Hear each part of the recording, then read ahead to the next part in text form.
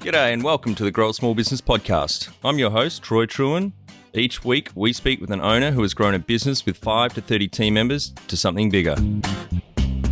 Diving into their numbers and unearthing the pain they've experienced, we explore what they did to overcome each barrier and what they would do differently from day one. Let's get into it. Welcome, everyone. Today I'm interviewing David McQuillen, who is a former CEO and founder of Sufferfest. And Dave's based in Hobart, Australia. So thanks for your time, mate. Yeah, pleasure to be here. Thanks, mate. Now, we know each other on a personal basis. We're trying to work out off air where we met, but I'm sure there was an event many years ago. And Tassie being Tassie, we sort of, I know your wife and her sister and father and all that sort of stuff. So that's one of the beauties of living in the great state of Tasmania. But so to kick off, mate, tell us all about your background. Well, I'm originally American. You could tell by my accent. From Tassie, from Pennsylvania. I grew up there and then moved to Europe, where I did my MBA and went into strategy consulting and then a banking career in Switzerland, where I spent the better part of a decade. And then moved to Singapore, also as a senior executive in regional banking there. Just during that time, I formed my business, the Sufferfest, because I was a cyclist and wanted to create a business. I wanted to create some things that would help me become a better cyclist. Ultimately, I quit that banking career because working on the Sufferfest, which is what that little hobby became a lot more fun than banking. Moved to Australia and been in Australia now for about 10 years. Awesome. Yeah, it's an interesting background, and it's always good to have a chat with a business owner that once started but has ultimately sold now. So some good learnings, no doubt, from our chat. So with the business Sufferfest, so tell us a little bit about that business and basically what it did and how it made money. Yeah, well, I think probably the first thing to know is that I never intended to start a business. It was almost purely accidental. So I was living in Switzerland, in Zurich, and trying to train for cycling events in the summer. And as you can imagine, wintertime in Zurich is not a great time to be riding outside. Although knowing you ride in all kinds of ways. You probably, I'm a fair weather cyclist. I'm with you, mate. Don't worry about that. And so I started making these videos that was like footage from professional bike races that I found on the internet, and I cut them together and kind of stitched them together in a sort of a workout, and would play them while I was on the trainer just to keep me motivated. So if I wanted to do a 5-minute climb, I would take 5 minutes of footage from the Tour de France on a mountain and watch that. So I kind of felt like I was doing what they were doing, right? And getting a workout in. And I made a couple of those just for myself. And then a couple of friends asked whether they could try those videos because they were training indoors. And I gave them to them and they were like, "Oh my God, these are amazing. Can you make more?" And I thought, "Oh, well, I can make a couple more." Made it for them. And then I thought, maybe I could do something with these because there's more people who would like these. And now at this time, I was working in Swiss private banking. And that was my real job. And at night, making these videos was like a creative outlet. So I thought, wonder if I want to try and get these out to people. And at the time, again, I wasn't trying to sell them. It was just like, how do I get these out? Because there's a lot of free content out there at the time, like Napster and all this stuff was kind of like pirated content, but it's free. And I kind of wanted to do this above board. So I decided to get in touch with the rights holders of these races, like the Tour de France and the World Championships, the Tour of Italy, Paris-Roubaix, all the famous bike races. And I didn't know the first thing about negotiating rights or even what rights were.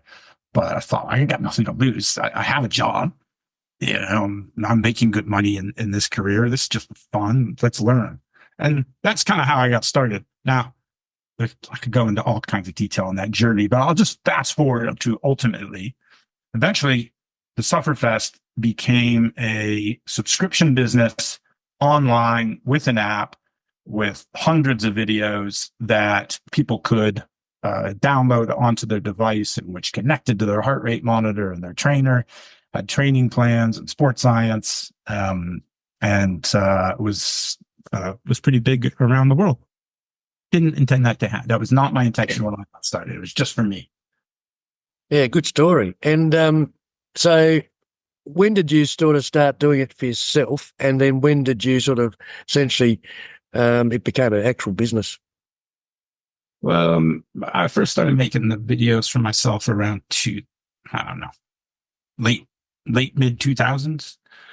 And it didn't really become a business until I moved to Singapore and had decided that I didn't want to be in banking anymore, because the Sufferfest had become so big that it could support my family. And the risk of leaving banking, it wasn't that high. I knew I had a pretty good parachute with the Sufferfest. So that would have been maybe about five or 6 years later. So we're talking around 2012. Okay. Yep. Is when I decided to go all in on Sufferfest and jump on that opportunity. Yeah, awesome. Now, for the cyclists and even runners out there, Zwift is probably arguably the biggest provider of this sort of stuff around the world. So was Zwift were in existence at the time you sort of commercialized Sufferfest? No, Zwift came around later. And actually, I'm thinking about the dates again. It would have been December 2012-ish, January 2013, that kind of time is when I really fully committed to Sufferfest. Zwift came around about a year and a half later. The indoor training landscape was changing dramatically at this time. When I started, the only way to train indoors was to buy a DVD and have that shipped to you and play it in your DVD player and watch it, right? Sufferfest actually pioneered the idea of downloadable videos. We were the first ones to do that. So that was the first step in the innovation of indoor training. Getting connected to devices, actually Trainer Road was another competitor. They were the first ones to really do that. We started working with them. And then Zwift came in with definitely the biggest game changer, which was gamifying it and creating a video game out of cycling. And that would have been around, I believe, about 2014. Yeah, cool, mate. So you were the pioneer in many ways. So how cool is that? Yeah, it was great. It was really cool to be at the leading edge. It was super fun. And it was really neat to be part of the change in that industry and one of the drivers of it. Yeah. So it was about 2012. So how old were you when you sort of essentially started the business? Oh, geez, dude. Let's see, how old am I now? I guess I would have been about 40. 40, yep. Yeah. When I started making it for myself, right? Yes. Cool. And have you got some key numbers you can share to show the growth of the business from when you started and ultimately to when you sold out a few years ago? I can't share any like cash numbers like that. Maybe employees or employees. We went from me yeah to by the time we sold the company, about 45 employees. Wow. When we joined Wahoo Fitness, which is the company that bought us. Yeah. And when did you sell? It was about 3 years ago. No, that was about 4.5 years. Right, just before COVID. That's right. And when was the moment you felt like you had succeeded? Oh, Mick, I never thought I had succeeded. Not even when you sold the business? No. I think, there's the CEO of Intel, Andy Grove, had a book called Only the Paranoid Survive. And I think like a lot of entrepreneurs, I was one of those paranoid guys who always felt the business was going to collapse tomorrow. And even when you have a subscription business where your revenues are far more predictable than a pure transaction business, I always felt like tomorrow's the day that we're going to go under. And I really never felt, even when I had sold, my job wasn't done because I stayed with Wahoo. I wanted to make it bigger. I wasn't done with what I wanted the Sufferfest to become and what I wanted it to mean to people. So, I never, there were moments, of course, where you feel like, oh, I've done a good job, or that's a milestone that we've hit, especially with product launches. But being successful, it's maybe only in hindsight now that I can look at moments like selling the business or what we launched at Wahoo or what we created and the legacy that's still there, that I can say, oh yeah, that was really a success. But at the time, I was paranoid and freaking out. Yeah, right.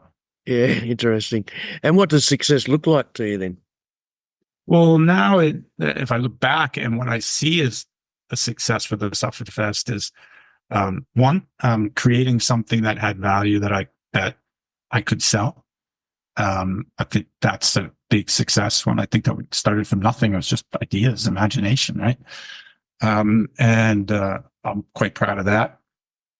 I'm proud of the sale to Wahoo and how we did that.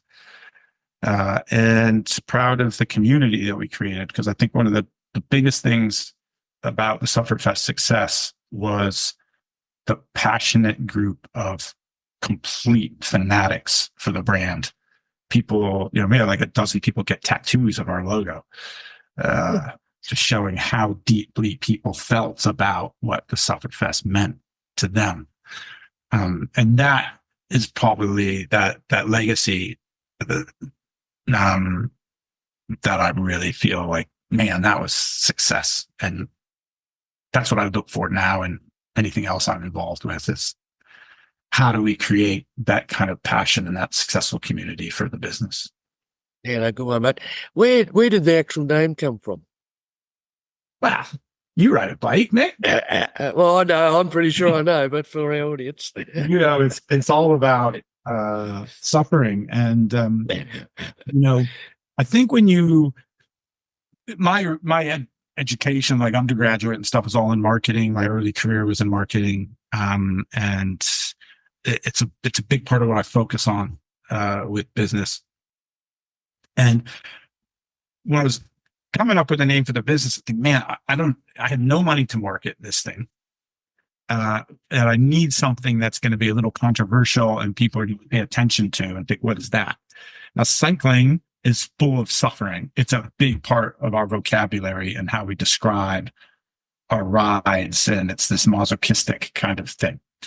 And so by calling it the Sufferfest, which sort of described at the time our attitude toward workouts, they needed to be hard. We were doing high intensity interval workouts, and that was what was going to push you to the next fitness level. It got people to sit up and pay notice, like, what is that? Who would call their business the Sufferfest? Who would even buy that? And that got us a huge amount of attention because people were just curious to find out what this crazy thing was. And and we leaned into that. We dialed it up. And very tongue in cheek, though, right? We weren't, if you came to the site, it wasn't all this pain and misery and agony, even though we talked about that stuff, but it was tongue in cheek. It was fun. We always had a sense of humor. And that was what disarmed people a little bit and got them into our community. Yeah, no, very good. And what's the number one thing you'd recommend to marketing a fast growing business? Yeah, as I used to tell my team, whenever we would come up with ideas that were sort of middle of the road, like, people like this. Like, I don't want to have things that people like. I want to have things that people love. And in order to have things that people love, you've got to be willing to have people who are going to hate it, because it's the only way you get love is if there's going to be some hate around as well. And love is where passion comes from, for the brand, for the product, for ideas that get attention. If you've got a marketing team or a marketing mindset is, we got to kind of go down the middle of the road. We got to create things that people like. and you're not willing to risk that people might hate what you're doing, some people might hate what you're doing to get love, then you're probably not going to be successful. So my recommendation would be push it. Do things people are going to absolutely love and accept some of the polarization that's going to come with it, because that's where success lies. Yeah. Great tip. And how did you fund your business? It was all self-funded. It was pretty low cost because when we started, I was doing all the editing, all the marketing. I was stuffing envelopes, getting my wife to help from time to time. And everything that came into the business, I just kept in the business. I didn't take a salary because I didn't have to. I had a job. And so, yeah, we were in a fortunate position that in order to grow, especially because the subscription business is purely digital, it can scale pretty easily, right? I didn't need a lot of capital. And my biggest expenses were for rights, which were paid as a result of sales. So I didn't have to pay them until I already had the cash to do that. So it was all self-funded. Yeah, very good business model, and the recurring revenue, as you just said, is can be so powerful from that perspective, and particularly cash flow. If you were to start up today with plenty of funding, would you go into that industry again? At that time or right now? Right now. No. Today, yeah. No. Is that just because there's a lot more competition, particularly like Swift, or just anything else? Yeah, it's the market dynamics. The cost of entry now is extremely high. There are entrenched players now that will be extremely difficult to move from their leadership positions. The other thing is in the post-COVID crash, in the fitness and particularly the cycling industry, there's still a lot of damage to be done. That's still going to roll out over the next year or so until I think we start to see a pick back up in the fitness space. Okay. No, I did it at the right time. Yeah, good one. So can you outline the most stressful point in your growth journey? We had a extremely close relationship with our customer base. Anyone who worked for the Sufferfest knew several dozen customers by name. I really insisted that everyone was in our forums, that you interacted with customers. We talked to them. We got lots of feedback. We were extremely customer-focused business. When we made business decisions that had a big impact on our customers, those were always tough. And the toughest moment was when we made the transition in business model from digital downloads. So basically, you paid $20 to download a video, and you owned that video for life. When we made the transition from that to a subscription, now you're paying $20 a month and you get access to our whole library. That was a huge moment for us, because we had a very vocal and decent sized group of our customer base that suddenly felt that all the videos they had bought were worthless, even though they weren't. They could still use them and they could still play them. And did not want to move to subscriptions, because this also was at a time where, digital subscriptions were not as popular as they are today. I mean, Netflix was probably the only big player who was doing that in media. And that was hard. That was me every day, almost all day, probably for a couple of weeks, being in the forums, talking with customers, explaining why we did what we did, giving refunds, getting people on board with, this is how Sufferfest works now. It's an app and it's a subscription, and that's how you consume the thing that you love. And the way you used to get it is gone. That was stressful, because if that had not worked, if people had abandoned us, we would have failed. But I'm convinced that the relationship and the transparency that we had with our customers leading up to that point is what helped us get through that. Yeah, no, good insight. What area in business do you feel you had to work on the most to add the greatest value? Well, IT was the big one, because I didn't know anything about it. I didn't know anything about video editing, and we sold videos. I was able to teach myself because I've kind of got like a creative arts background and I was interested in it, but you can't teach yourself how to build apps. And, so I really had to work on hiring the right people for that and building our IT team and making sure that we had an app that was, really useful and stable and something people wanted to use. That I had to work on a lot. And then also just running a business. I didn't know how to do that. And probably one of the reasons I took so long to start it as a business is because I just was scared. I didn't know anything about running a business, right? I worked in banks where I ran a department that didn't have a P&L, where we were helping other divisions improve their customer experience and helping the bank sell more. I'd never run a business before. And that was something I had to learn a lot about. Yeah, that's a good point. I think the vast majority of small business owners are confronted with that because they're good at what they do. That tends to be their technical skills they take into a business. I mean, yours was as much a passion project from the outset, but the same sort of outcomes apply. So, it's a good point you raise. Yeah. So, what did you enjoy the least about managing the growth of the business? Well, running the business, right? Like the financial side and all that, I just hated it. I really despised it. I'm not good at it. I don't have the attention to detail for it. Don't like it.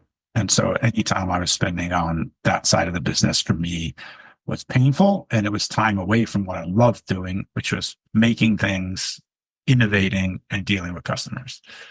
That was really hard. And then selling the business was super hard. And on the flip side, what did you love most about growing the business?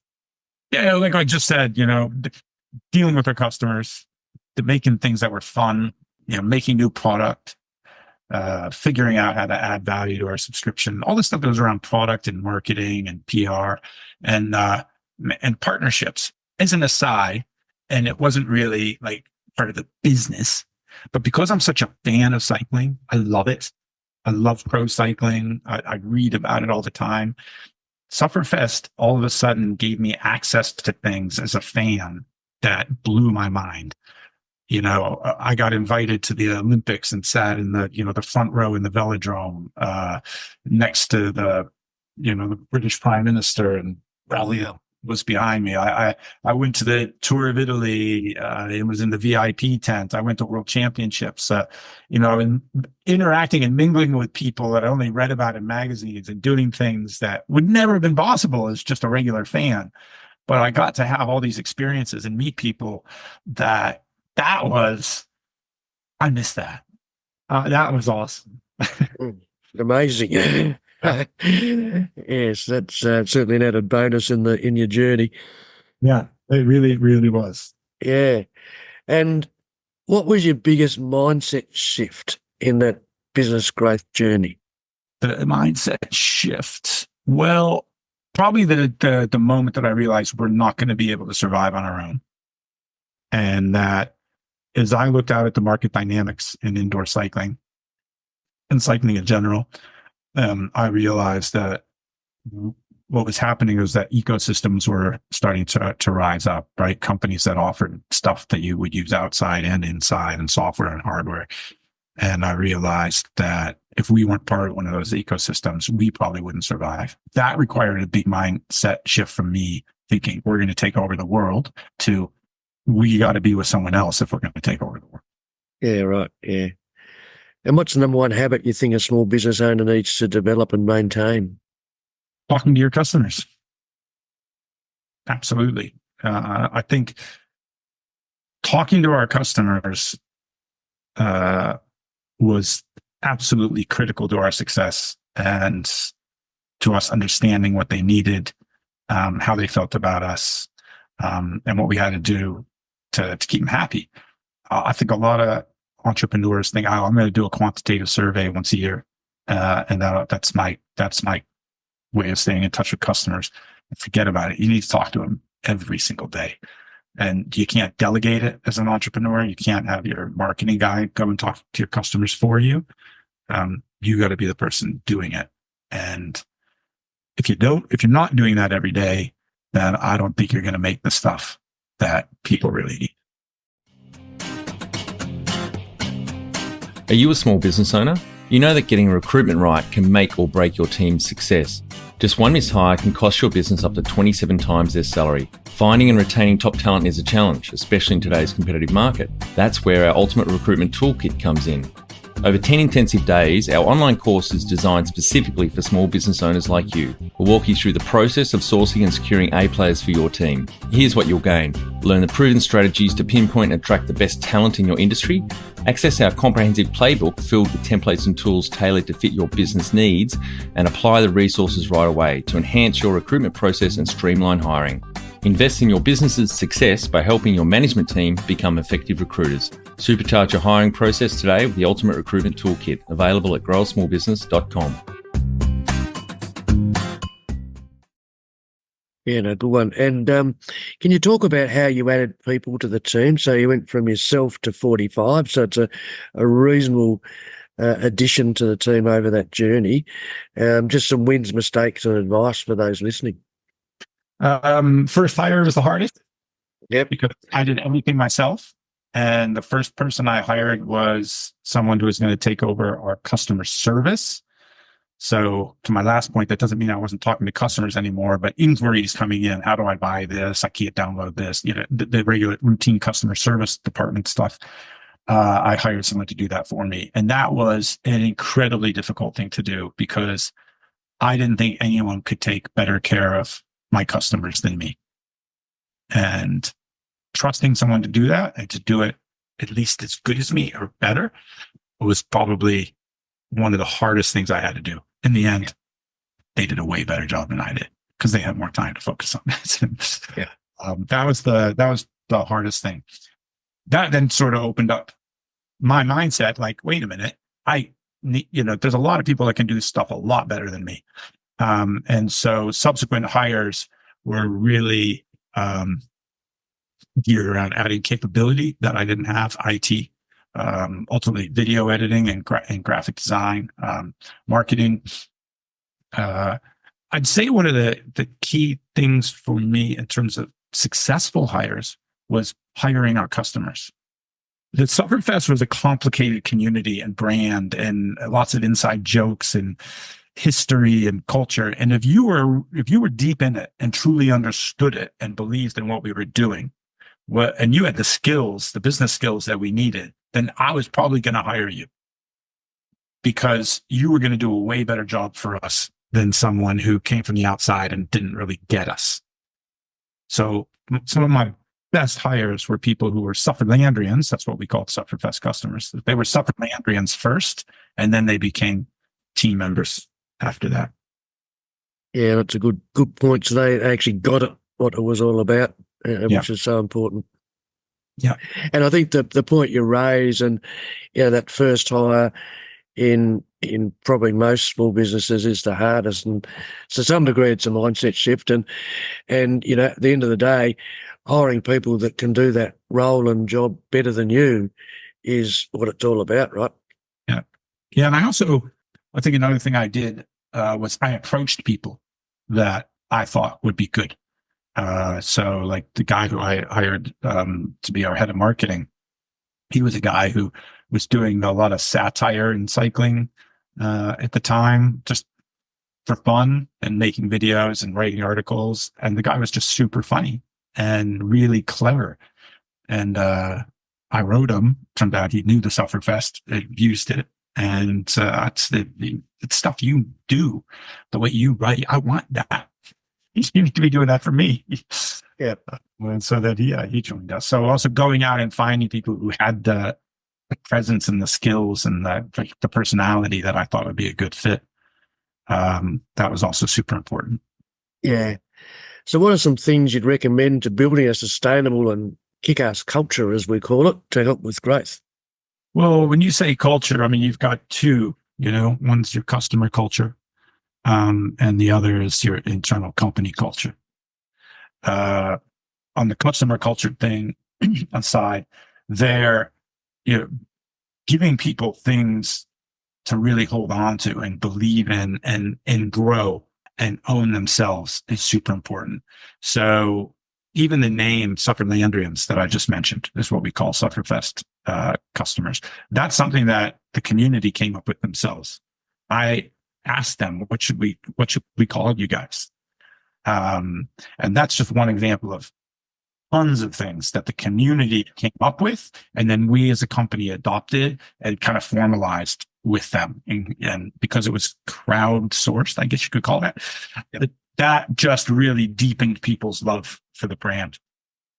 So just listening and feeding on the customer culture side was super important. Internally, I think it was, one, having a vision that people really believed in.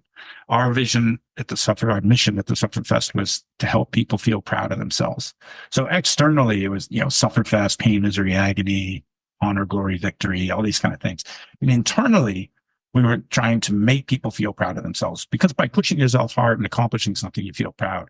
So we were all looking for things like, well, what could we do that would make folks feel proud of themselves? That might be a particular workout, an event, a partnership that we had, whatever. It was, that kind of thing. And that everyone unified around that. Then just being open. I was very open in our team about what our strategy was, how our financials were, what our customers were saying about us. There was, I never asked anyone to do stuff I wouldn't do. So when I asked my team to go and talk to customers on a regular basis, they could see that I did that every day. And then I was highly visible. I didn't hide from our customers. I was always out there. And then, you also often hear that idea of hire people who are better than you. We did a lot of that. Yeah. And that helps. And they try to give people autonomy to take leadership and do what they felt was right. I would feel confident to do that when they were really on board with our mission and close to our customers, that I knew that they could make the right decisions. Yeah, no, excellent. And tell our audience how you handled balance back in the time, and I guess because the nature of the business and how it started, that might have been easier for you than most. Yeah. Well, there was a time I didn't really have much of a life. This became particularly a problem in Singapore, where, as a member of the executive team for one of Asia's biggest banks, I was at work 70 hours a week. It was insane. Singapore doesn't have much of a work-life balance to start with. And then at night to come home and have to work on the Sufferfest as well became really difficult. And that actual lack of any life balance, family business balance, was one of the key drivers of why I quit banking and focused just on Sufferfest, because kind of sacrificed 3 years of that in Singapore, and didn't want to do that anymore. Once I was focusing just on Sufferfest, then it was a matter of discipline, and probably consumed more of my life than I expected, because as an entrepreneur, as you're always thinking about your business all the time. And that was hard for me, especially because my hobby was my business. Yeah. I was always around bikes, and that became fatiguing. So just looking for ways to keep energy up and taking breaks and trying to be disciplined. I wasn't great at it. And that was probably ultimately when I sold the business. And then ultimately when I left the cycling industry, it was the first time I was really able to step back from it and take a breath and relax a little bit. Yeah, interesting. So how much professional development have you invested in yourself over that journey? Well, if you mean professional development, like, going on courses and getting certifications and stuff. Yeah. 0. I invested a lot in my team. Yep. There would be things that I would want them to do. I was largely self-taught. And if I had to choose between investing in myself or investing in a team member, then I would always invest in the team member first, because if they were better at their job, then I could do a little bit less. Yeah, no, good point. And I think that is so important, regardless of what you do for yourself, is that professional development for your team. And have you had mentors or coaches along the way? I didn't, and I look back now and kind of wish I did, because I'm playing that role for some other folks now.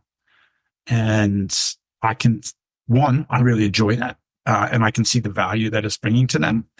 And I wish in some of my more difficult moments that I had someone to bounce ideas off of, and give me some guidance and maybe reassure me that I didn't have to be so paranoid all the time. There was one time where I did get someone because I felt so out of my depth that I needed help. And that was when I was selling the business, because I had absolutely zero idea what I was doing. I hired a mentor then, but that was the only time. Yeah, it can be a lonely place, running a small business, can't it? So, yeah, I think it's always getting people around you can sort of help you ultimately. So you've exited the business.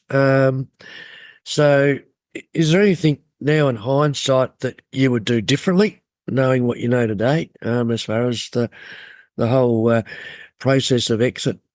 In hindsight, there's some things that happened in technology in the industry that I wish I had recognized sooner as being transformative. So I wish I had acted on them a little sooner, but I don't know that would have changed things massively. And I don't know that I would have been capable of taking advantage of them because of the capital and the skills that would have been required. But if I could have done something differently, I probably would have tried to act on those a little bit sooner. And then in terms of selling, after I sold the business and was within wahoo, which is as I said, the company that acquired us, there's some things I would have done differently then, in terms of making sure that the integration, I did a lot to try to make sure the integration would be smooth, but in hindsight, there'd probably be a few things I would have done differently there as well. Yep, no worries. So, Dave, our final 5 questions. What do you think is the hardest thing in growing a small business? Choosing what not to do. So easy. We're going to launch this. We're going to do this, and you get distracted and diluted, and you can't continue to do a great job on the thing that originally made you successful. Yes, it's sometimes a bit of a challenge in small business, getting distracted on those bright, shiny objects. So, good point. And what about a favourite business book which has helped you the most? There's 2 that I'll say. I won't stick with just one. One is called Why We Buy, which is by a guy named Paco Underhill.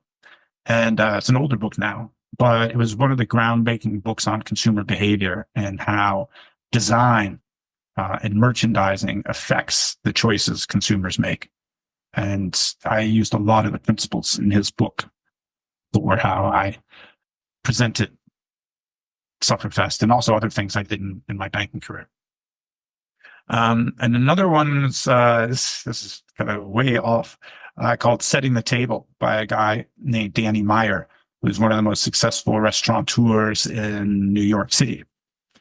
And he particularly talked about customer experience and culture, and leadership culture, and how attention detail was in customer relationships. A lot of my thinking about customer experience, came from Danny's ideas about running his restaurants in the most competitive restaurant market in the world. I think I've gotten a lot of value out of reading things and absorbing ideas that are completely separate from the cycling industry and figuring out how I can adopt them to what I'm doing. I think you can certainly do that. And, I tend to do it, and I've heard a lot of other business owners doing it. It's not necessarily about your industry. You can always grab stuff and gold nuggets from others, right? So it's good to hear. Any great podcasts or online learning tools you've used over your journey? Well, at the time, podcasts weren't that big. And now that I'm out of the cycling industry, I listen to cycling podcasts because it's not work anymore, so it's kind of fun. Yep. Most of the stuff I listen to is stuff like that, or Yep. So what about one tool you'd recommend to help grow a small business? Look, I'm going to keep banging on this customer focus drum. And I'd say anything that helps you listen to your customers better. And when I say listen to, it's not one way, right? The tool's got to allow you to communicate with them and go back and forth and develop ideas and dig deeper on things. So I'm not talking about like a tool like a quantitative survey, Yep. Talking about something that allows you to have conversation with customers. For instance, prototyping, right? Prototyping your ideas, getting those in front of some users and discussing them and pushing them forward. You will never take a step back by doing that. You'll make your mistakes earlier and in a way cheaper manner when you do that than building stuff, launching it, and then getting your feedback. Mm. I think, as you're saying, you've said a few times, listening to your customers is so very important. And lastly, mate, what would you tell yourself on day one of starting out if you had the time over again? This is going to be fun. I don't know if I'd tell myself anything because I think if I knew how hard it was going to be, how big it was going to get, how much of my life it was going to consume, I probably wouldn't have done it because I just would have been scared of it. So the fact that I kind of walked into it and then just as it got bigger and bigger, I rolled with it and adapted. I think that was to my advantage. Because I probably at the beginning wouldn't have believed that I could have done what we did. And God is, we became one of the biggest players in the world for indoor cycling for a while. And then the company that acquired us, we built one of the top 3 platforms in the world for training. Back when I was making those videos in my office at night, I never would have thought I was capable of doing that. Mm. Yeah, it came from a long way back, and it's a great story and journey you've shared with us, mate. And appreciate your time, and look forward to seeing you out on the road sometime. Yeah, man. We'll see you on the bike. And for our audience, we'd greatly appreciate a review in iTunes or whatever platform you listen to us on. More reviews means we bubble up higher in iTunes, etc. So more business owners looking for podcast help with their growth will find us.